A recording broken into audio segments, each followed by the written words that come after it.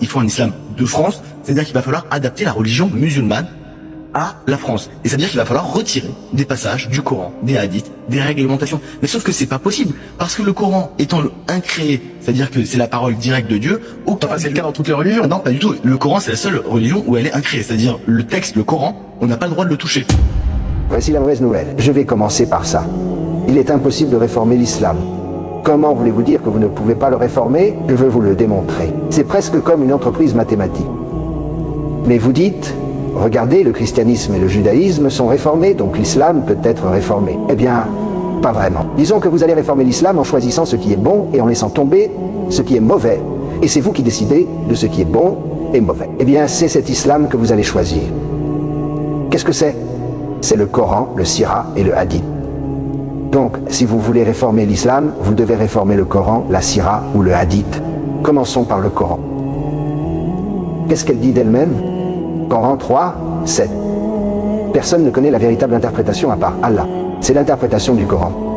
Mais ceux qui sont fermes dans la connaissance disent « nous y croyons ». Tout cela vient de notre Seigneur. Donc, puisque chaque verset vient d'Allah, qui êtes-vous pour choisir parmi lui? Voici un exemple que vous ne savez même pas comment choisir de toute façon. Coran 2, 2,16. Le combat vous est prescrit et vous ne l'aimez pas. Mais il est possible que vous n'aimiez pas une chose qui est bonne pour vous et que vous aimiez une chose qui est mauvaise pour vous. Donc vous, la personne qui choisit et choisissez, Allah dit que vous ne savez pas comment choisir de toute façon. Coran 11, verset 1. C'est un livre dont les vers sont parfaits. Ainsi, chaque couplet est parfait. Qui êtes-vous pour dire qu'ils ne le sont pas? Coran 5, verset 3. Aujourd'hui, j'ai perfectionné pour vous votre religion, j'ai parachevé ma faveur sur vous, et j'ai approuvé pour vous l'islam en tant que religion. Sa religion est parfaite. Cela inclut le Coran et la Sunna. Qu'allez-vous faire à ce sujet? Comment réformer la perfection? Regardez, l'islam est parfait dans son intégralité et dans chaque partie individuelle. Chaque verset, chaque phrase, chaque hadith est parfait. Mohammed est le modèle parfait pour une vie humaine. Il y a 91 versets dans le Coran qui le disent. Par conséquent, sa sunna est la perfection. Il n'y a pas de bonne sunna et de mauvaise sunna. C'est toute la perfection d'Allah.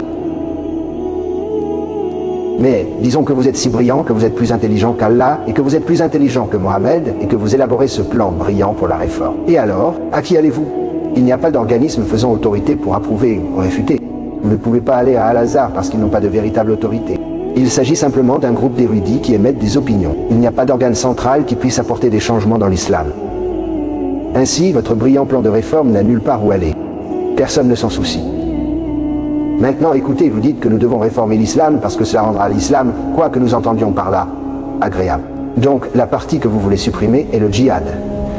Maintenant, à la Mecque, il n'y a pas de djihad, mais dans la Médina et le Coran, 24% de celui-ci concerne le djihad.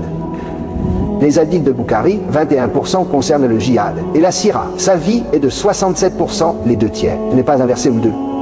Il s'agit d'un problème systémique. C'est une doctrine que vous devez changer et vous ne pouvez pas la changer avec une phrase ou un verset ou deux.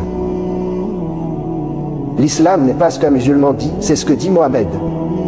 Donc vous ne pouvez pas aller demander à un musulman, eh bien voici ce que je pense qu'une réforme serait. Il vous dira, oh je pense que vous avez raison. Il y a 1,5 milliard de musulmans, alors à qui allez-vous demander d'approuver votre plan de réforme? Alors que lorsque nous citons Mahomet, c'est objectif. Maintenant regardez, nous avons tous rencontré des musulmans gentils et agréables. Et donc nous disons, eh bien, regardez si les musulmans sont gentils, il y a un bon islam qu'ils suivent. Faisons maintenant face à un autre problème. Pourquoi essayez-vous de réparer ce qui n'est pas cassé? L'islam connaît un succès écrasant en Europe, au Brésil, en Amérique centrale, aux États-Unis et au Canada. Ils n'ont pas besoin de réparer quoi que ce soit. Elle fonctionne comme une belle montre suisse. Écoutez, avez-vous déjà remarqué quelque chose à propos de ces réformateurs? Ils font l'apologie de l'islam, ou ils sont membres d'un groupe insignifiant de musulmans. Ils ne comptent tout simplement pas. Revoyons-le. Le Coran est parfait. Sira est parfait. Le Hadith est parfait. Vous ne pouvez pas réformer.